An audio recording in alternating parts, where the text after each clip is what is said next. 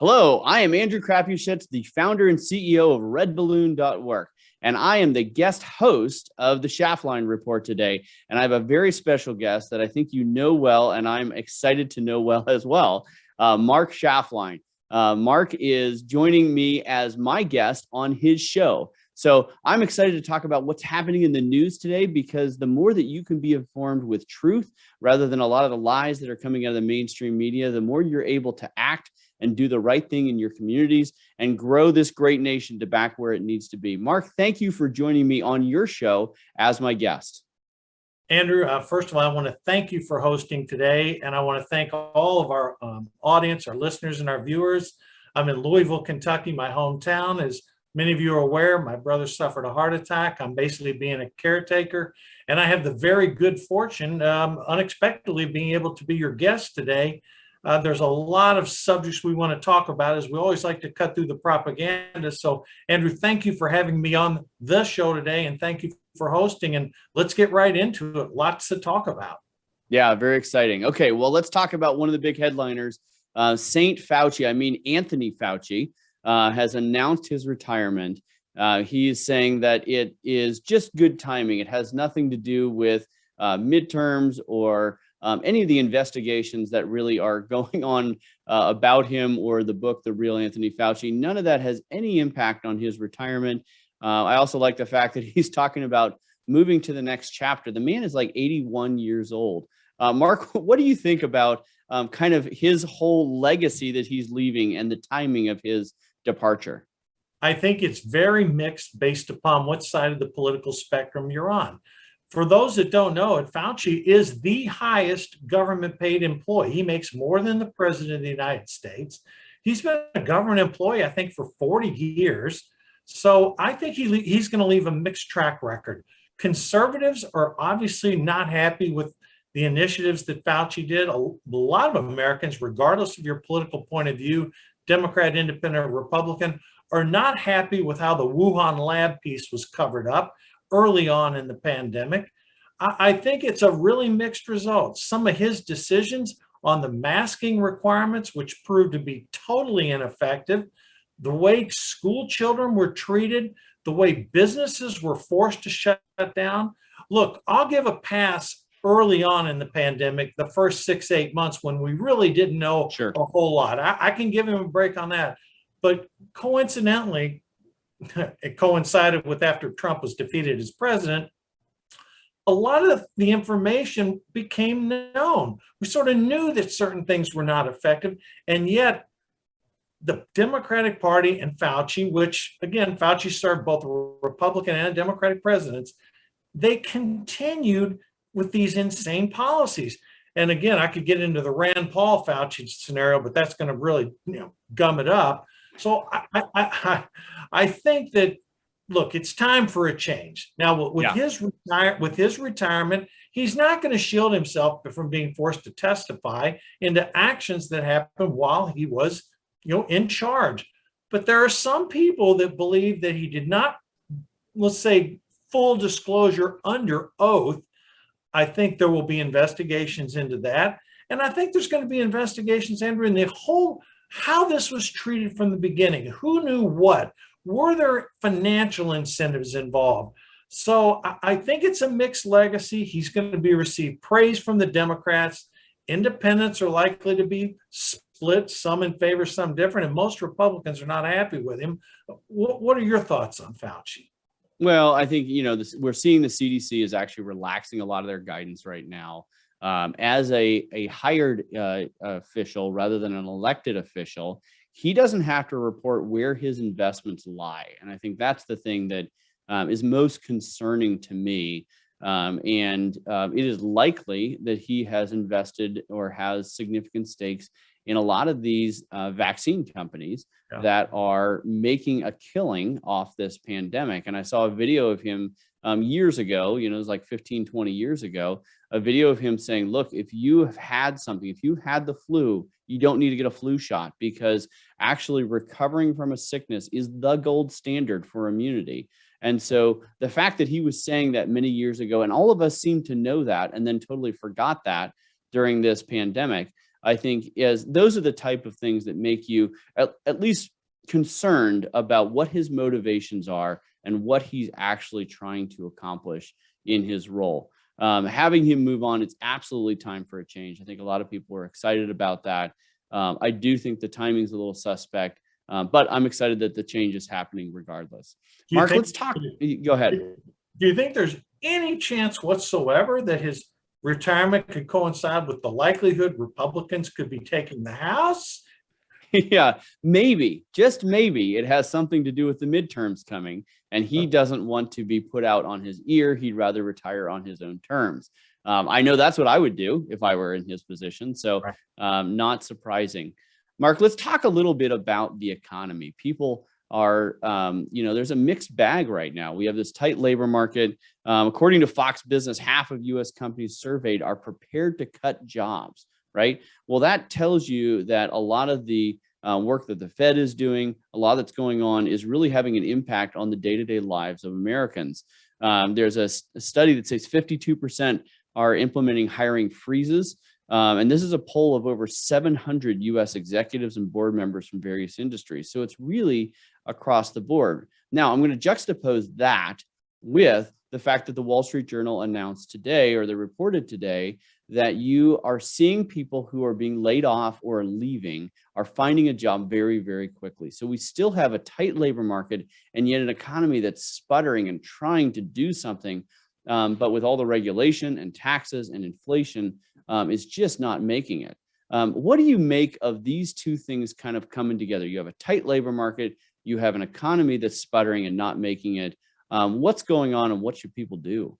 Well, I think there's a couple things going on. First of all, companies are going to be doing what's best for the companies and the shareholders. If you're anticipating a downturn, which a lot of companies are, not all companies, but a lot of them, then you're going to take steps. We've already seen it predominantly in Silicon Valley. The tech companies, they're planning ahead. We've seen it in the real estate business, the mortgage business, certain industries. Look, you go out and get a mortgage right now, you're going to be paying 5 3/4 to 6.25% for A credit type borrowers. Okay. If you're in the tech industry, companies like Apple, Amazon, Google, they've announced hiring freezes and in some cases laying off the old non-critical personnel. I've always wondered about that term, non-critical personnel. Yeah, and who wants to be categorized as that? Yeah, that's exactly right. But the interesting thing is this, it's going to be shifting among different dynamics. Nobody's getting laid off in the oil and gas industry. Nobody's getting laid off in the energy industry. Retail, boy, you go to retail stores, yeah, there's going to be layoffs in retail because not as many people are buying as many things. Grocery stores, no, there's no layoffs there. People are trying to get hired. I could go on and on with this. Education, there's a shortage of teachers in the education market. So this is not an even thing across the board. And the interesting dynamic, Andrew, and really it affects Red Balloon, could not be in a better spot. I mean, folks, I'm not going to tout Andrew, but he started a company, and when you talk about being in the sweet spot, the right place at the right time, I mean, you couldn't have timed it any better. Okay, and you have two phenomenons happening right now. You have people who want to work, but they are uncomfortable in certain areas where they are, and we'll get into that a little later in the show. I guess blue state, red state, but you've got 9.5 million. Maybe that's a lot, about 9 million job openings. Yep. Which is perplexing. We have roughly 5 million people not working, some of which are voluntarily not working. We had a lot of people hit age 62. They decide to take early retirement. You have a really odd labor market right now, and the fact that in the old days, anyone that wants a job can get a job. Andrew, I think that's true right now, other than certain specialties, like try to get a job in the medical field. There's help wanted everywhere. That's right. But engineering, high tech, Silicon Valley, not so much. And if you look at certain companies, whose stock price may be down 70, 75, 80, 85%. And some of those employees were paid in stock. Now you've got another dynamic being created. So this is uncharted territory. We've never had a situation like this. And you being an expert on employment, that's sort of my take on it, on where it is. And with the Federal Reserve slated to raise interest rates again, I'm not so certain that the raising of the interest rates is going to be able to get that unemployment rate up, because you and I both know they're not going to go out and say it, Andrew, but ultimately the Fed wants to get a little bit higher unemployment rate to slow this economy. Oh, absolutely. And we do have a bit of a tale of two economies right now, right? You've got some red states, which we'll get into in a little bit, that have unemployment rates under 2%, which Right. means as long as you have a pulse and if you put a mirror under your nose, if it fogs up, you get a job, right? And then you have other states like DC is currently the highest unemployment in the whole country, right? So you have this tale of two economies where the bad policies of the left are really starting to have impacts on this. And again, I mentioned that over half of executives are saying that they're looking to cut or freeze jobs, but that is 52%, which means there are 48% out there that is not true. So you Right. really have the tale of two economies. It's not an overwhelming amount that are all cutting jobs. And some of these companies, I know that Elon Musk at Tesla, part of what he does when he does these cuts is he uses it as an opportunity to kind of cull the herd a little bit, clean out some of the employees that, probably were getting a little lazy in their job. And he wants to use as an opportunity to get rid of the bottom 10%, which I think sometimes is healthy for a business, even if it's hard on individuals. So no, I think there are lots of opportunities. And I think disruptions like this create even more opportunities. If you're at a big woke company and you're tired of being there, you may be laid off anyway, but it might just be a good time for you to go find a job where you can live your values out loud, actually not have to go through all the DEI and CRT and woke training of alphabet soup out there, but instead focus on bringing value to your employer. And obviously that's why I did redballoon.work. I want to help all those individuals who are in this weird tale of two economies moment to be able to find the right side of that equation and be prosperous for many years to come. I've got a question for you, Andrew. Here's a big topic that's going to be coming up between employer and employee.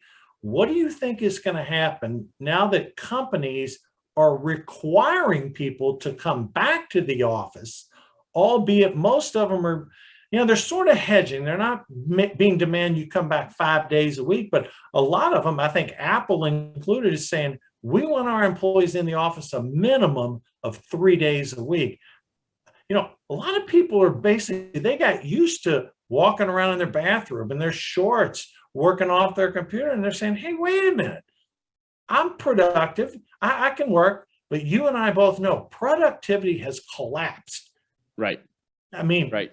Oh, absolutely. And what's happened is you can get a lot done when you work at home and you get this mirage of productivity. But the reality is a lot of the innovation and collaboration that happens in an office environment is just really hard to facilitate over Zoom or any of the video conferencing software out there. The other interesting factor that has gone into this, Mark, that I've seen all over the place is a lot of people left places like California or Seattle or Portland or Chicago or New York, and they kept their Bay Area salary and moved to places like Idaho. And it was fantastic and everyone was happy. And now the company says, hey, you need to get back in the office. Well, what's not being talked about is the reality is they can't get back in the office because they now live 4 states away. And because they don't want any part of those liberal policies being jammed down the throat of their family. And Right. so that's going to be another factor. And then you also have people who are just still afraid, right? You still see people driving their car by themselves with their mask on because they're actually afraid. And that is actually the biggest travesty, I think, of this whole thing with COVID is that it made a lot of people afraid. It put them in a position where they're fearful, and fearful people don't do bold things, and economies need bold moves. Let's talk a little bit about oil and gas. There's a new Rasmussen report saying that 92% are concerned about rising gas prices, while 68% are very concerned. 91% are concerned that President Joe Biden's economy and the recession, and 62% are very concerned about that. 86% are concerned about violent crime, and 61% are very concerned. So we have a lot of people who are worried about crime. They're worried about the economy. They're worried about inflation. We're talking about fear. Right in the middle of all of that, people are struggling to get out of their homes and actually show up at the office. How do we get America to a spot where people are not so fearful all the time, but instead they're motivated to action? Yeah, there's a lot to unpack there, and let me talk about that. The crime thing is a big deal, okay? And a lot of people have a tendency to say, oh, it's just the blue cities. It's New York, LA, Chicago.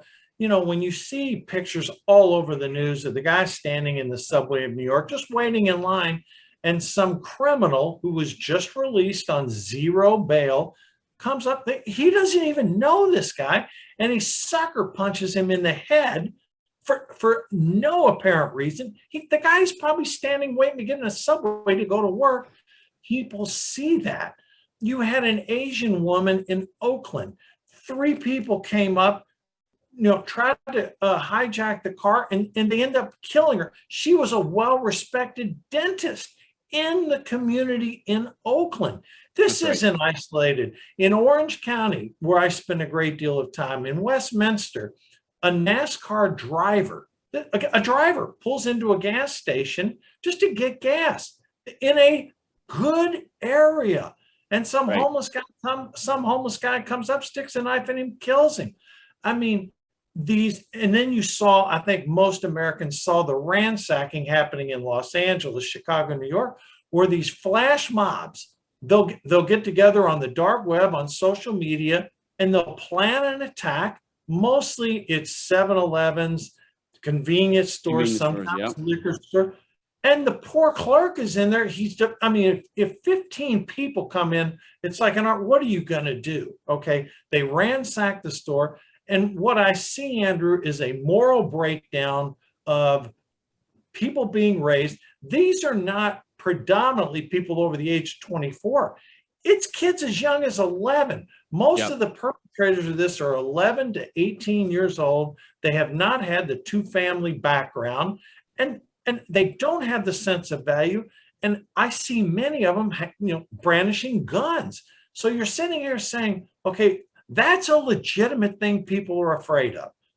No question about it. And then, of course, you had the CDC up until recently, where think about this, Andrew, they changed their rules. 3 months ago, by God, you better wear a mask. Cases are on the rise. You got to isolate. Well, then all of a sudden stories started coming out, and let's talk with our president, Joe Biden. Joe Biden was vaccinated, double boosted, arguably did everything right. He caught COVID, and he caught a rebound of COVID. His wife, Jill, is still recovering from her bout of COVID, and she has not been cured. And a couple of our employees have got it. And again, they relaxed the guidelines, which I think is a good thing. And going back to the pandemic, Governor Brian Kemp in Georgia and Governor Ron DeSantis in Florida, early on in the pandemic, recognized, hey, you cannot shut down an entire economy. Yeah, we got to live with this thing. You got to live with it. And then you had that situation happen. So people were fearful of that. And I'm in your camp. Look, I'm not going to make fun of them, but these people that drive around in a car, even today, with their mask on, or they're walking outside doing their job with their mask, the futility of it. You're right. We have to live with this. So when you take a combination, look, people get set in their ways. They don't want to go to the office. They're afraid. Look, if you're paid, let's just pick a number, 80, 90, 100 grand a year, you're working at a company and you can do it from home. Why do you want to get in your car, pay for the gas? Gas is $4 or $5 a gallon, drive in. You think you're just as productive. You and I both know that's not the case, only for a certain percentage. So when you take the cost involved, the brainwashing that's happened from the federal government over the last 2 years, the perils of not wearing a mask, and then you add in the crime, and it's a big deal, particularly among women. Women are very concerned when they go out, and all you have to do is turn on your television set. And again, we talk about New York, LA, Chicago, and the deep blue sea. Philadelphia. I'm watching news last night, Andrew. 1,100 carjackings, 800 car. I mean, if people are afraid to get in their car in these blue cities because they're going to get attacked and possibly killed, you really can't blame them. So I think there's going to be significant societal effects on this. And I think it's a lingering problem. And that, frankly, Andrew, the Democratic policies are making this worse. No, they really are. And I think what people are doing is they're saying, okay, it's time to leave those big cities. We're seeing the deurbanization of America. But even in places like Beverly Hills, I read a report that they are outlawing masks because of all the crime, right? It's so funny because I remember when they first started telling everyone to wear a mask, I'm like, should I walk into the bank with a mask on? That used to be frowned upon, right? That's what criminals do. They walk in so that they can't be recognized by the cameras. And lo and behold, Beverly Hills is finally saying, you know, hey, these masks are causing a lot of crime. They're allowing people to commit crimes in anonymity. And instead of being able to prosecute those people, they don't know who they are. And so I think there's going to be more and more pushback against that. In fact, there's this really interesting new study talking about, it actually came out of Berkeley of all places, talking about the cities in America, the big cities, the iconic cities, the cities that we all know and love, and how much activity is down, how much vibrancy is down in those cities. So they go through and they look at a bunch of cell phone data and they look at how much people are actually living, working, shopping in these large cities. And lo and behold, if you look at the worst one is San Francisco. Yeah. So you take San Francisco way before the pandemic, and then you look at it now and it's down 70%. So there's 70% fewer people in the downtown area actually living and working and shopping. That is devastating for the shops, for the rents in those cities. And guess who else is on that list? Portland and Minneapolis, and just the headliner of liberal cities and all those woke policies. When you talk about defunding police, and then you put a bunch of time and energy into supporting the homeless community with tents and drugs, and not teaching people how to work and take care of themselves, you're going to have these horrible downtown situations. You also have this oppressing COVID regulation that really destroyed a lot of small businesses all across America, because while Amazon and Facebook really thrived during everyone staying at home, the little mom and pop shop that is the heartbeat of these awesome downtowns, they got destroyed. So what are your thoughts on what is going to happen as people start to leave these downtown areas? Where's that go? Yeah, great question. And it's predictable what's going to happen. What you're going to see is like what you saw back in the 1980s and 90s, when you saw people leaving the urban areas because they were concerned about crime, and you had flight. They called it then white flight. They said, well, because all the crime happening, minorities were down there, they called it that. Now it's a different story. It doesn't matter what your race is, whether you're African-American, Hispanic, Asian, white. People do not want to be in an area where they're perceived, they're threatened. And what happens, Andrew, and we've seen this throughout history, wealthier people or upper middle class people who have a choice where they want to live are saying, wait a minute, I'm not going to do this. Classic examples in New York City. All those, I'll give you a couple examples. The financial centers that used to be in New York City and in Chicago, Ken Griffin, a billionaire, he moves his business down to Miami. People in New York, right off Okeechobee Boulevard, heading into the city of West Palm Beach. West Palm Beach has become a financial mecca. A lot of Goldman Sachs employees are coming down there. Why are they doing that? A couple reasons. One, New York City is a sanctuary city. Los Angeles, a sanctuary. All these sanctuary cities are now becoming magnets for illegal immigrants. Well, if you have illegal immigrants coming in, you increase the cost of your social programs. There's Eric Adams is a good example. He has, with Abbott busing the illegal immigrants into New York, somebody's got to take care of them. Now, what New York's doing is insane. They're putting the illegal immigrants in luxury hotels, and they're taking the homeless and leaving them in camp. I don't get that policy at all. But the bigger point is this: people with a means to leave are leaving. What does Yep. that do? It makes red states like Idaho, Florida, Texas, the ranks of the people who have money, the upper income and the upper middle income people, they're going to thrive in these red states. And the tax base in the blue cities will decline. Well, what happens when your tax base declines? Services decline. You have blight, buildings. What happens to commercial real estate in areas where people leave? Values go down. Andrew, I've seen this movie before, and frankly, it is not good. The question is, will the people in these woke cities recognize their policies are a failure and do something about it? It's not a big city, but look what happened when Myra Flores got elected down along the Rio Grande. Those were deep blue districts. Guess what? They went from deep blue to red. Now, I'm not saying that's going to happen across the country, but economically, we as a society and a country do not want to have our prime cities, New York, Los Angeles, Chicago, San Francisco, Philadelphia, become shooting galleries, become carjack galleries, become places where people stand in line with subways and get pummeled. Andrew, human nature is this: what do people basically want in life? They want a safe environment, they want to educate their children, and they want a good job and stable prices to feed their family. Well, in these blue cities, none of that is the case. And I think there's going to be a material impact on society as we go through as a result of these poor policies. And to add one final piece to it, district attorneys that have implemented these zero bail. Yeah.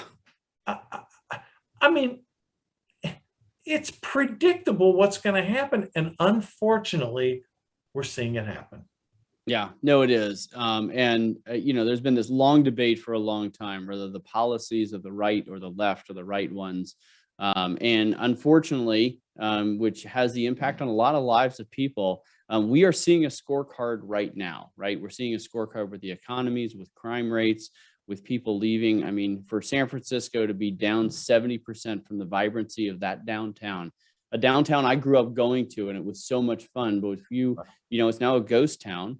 I had a good friend who lived in San Francisco, and I said, I can see 100 miles from my front porch in Idaho. He said, I can see 100 homeless people from my front porch here in San Francisco. In fact, CNBC just said that the top states for businesses, they ranked them for 2020, 9 of the top 10 states for businesses have Republican governors, right? So we have a scorecard. It simply is showing up with people moving. They're voting with their feet. They're voting with their dollars.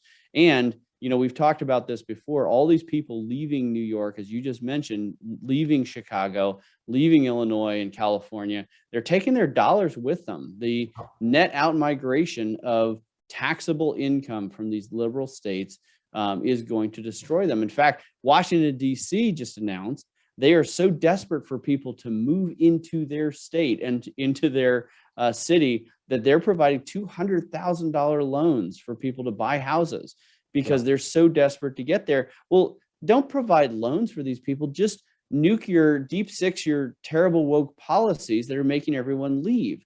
And hopefully, and you've seen this with some elections, and I hope we're going to see it with a huge election in November. We have seen that people are tired of it. They're sick of it, and they're starting to push back and look for ways to vote with their dollars, vote with their feet, and hopefully vote at the polls. Yes, I concur. Yeah. The other thing we're seeing is companies continuing to push some woke policies. I just saw a university that's paying their employees less if they are not vaccinated. And we just had the RAF. The chief recruiter at the RAF, which is the Royal Air Force in England, was basically told, you must discriminate against white men. We don't want those in the Air Force. We need to have a diverse Air Force. I mean, look, Mark, I don't care about diversity in the Air Force. I care about people who can fly airplanes. I'd Right. love to get back to a meritocracy where we are focusing on people who can do the job rather than people who have just the right skin color and just the right social media following. Any thoughts on where this is going to go when you see that kind of discrimination? It's almost as anti-discrimination or reverse discrimination happening in businesses and in our military. Yeah, it can only end badly, Andrew, because look, even in the military, I mean, people are being passed over. Look at what happened in Minneapolis. They had some school board meeting where they said, we do not want white students to be participating in these programs. Well, I mean, turn that around. Can you imagine if a city council member said, well, blacks need not apply? I mean, this is going back to the 1950s, these insane policies. And I guess the liberals that run these things say, well, we have to make up for what happened in the past. No, you don't. I'm in your camp. When I get on an airplane to fly, I'm not looking at the skin color of the pilot or whether it's a man or a woman. I'm looking for someone that has the skill level and the stripes to know that they can land the airplane. We have this problem in the military too. Now, look, the United States military is the greatest military in the world. Yes, there's some criticism of it for some of its policies, but the actual results, we haven't been tested yet. So people who are being, quote, passed over, the wokeness in it, it's yet to be determined if that's going to have an effect. But as an American citizen, I want the best people we have in any government position to move forward. I don't care what your race, your skin color. I don't care if you're gay or straight. It's irrelevant to me. But I want the best people to be in positions, but to have these litmus tests for, well, we have a quota of gays we have to put. Well, we have to, transgenders make up this. No. You cannot run a country or a military based on that. And I think in that case, look, they don't do it in China. They don't do it in Russia, our primary adversaries. Thank God we haven't had a shooting war with either one of those countries, but the risk is out there. And my position is always, it's just like energy, do the best of the best. There should be nothing based on your race, your gender, your sexual orientation. We want the best people in the best positions. Absolutely. Well, Mark, I want to end with some good news, because obviously if you're one of those companies that is judging you as they're looking for skin deep diversity rather than people who can actually do the job, that's what we're doing at redballoon.work. We have recently passed a new milestone. We've had over 1 million job searches on the platform in less than a year, and we have over 2,000 companies. The other thing that we're starting to do is we just partnered with the biggest liberty coalition in Canada to be able to start bringing our jobs and our employers up to that nation up there, because they need liberty too. We've partnered with Public Square, and we're actually starting to help companies resolve their HR problems in their companies. How do you build a great culture? Not just get great employees, but build a great culture. So while all this craziness is swirling around us, we've been really thrilled to see the response, because Americans still want freedom, and there's a lot of them out there that do. So it's been fun. Thanks for letting me host the show today. Thanks for joining me as my guest on your show. It's always a pleasure to talk to you. And I'm excited about what this show is going to continue to do. Andrew, I love having you on as my guest, and it's been my privilege being your guest today. I do want to close with one comment. Late breaking news on the Biden student loan thing. Folks, this is an absolute debacle. When you borrow the money, look, I'm okay with extensions, but to classify people, the libs are going crazy because you didn't forgive up to $50,000. Look, this is an inflationary thing. Everything they claim to have saved in the Inflation Enhancement Act, otherwise known as the Inflation Reduction Act, this is going to cost taxpayers anywhere from $300 to $900 billion. It's bad policy, and you don't want people thinking, oh, they can just get money. You and I both know Biden did this as a political stunt before the election, and it's just bad policy. But aside from that, It's been my pleasure. I love being you hosting the show. You did an outstanding job, and I look forward to having you come back. You may be, I don't know how long I'm going to be away, but I look forward to having you either host again or you're going to be my guest. And Red Balloon, I'm so proud of the work you're doing, not only for conservatives, but for people looking to enhance their career, because when you have a good job and you enhance your career, everything about your situation improves. So thank you for the work you're doing, and thank you for hosting today. Thanks so much, Mark. All right, I guess that's it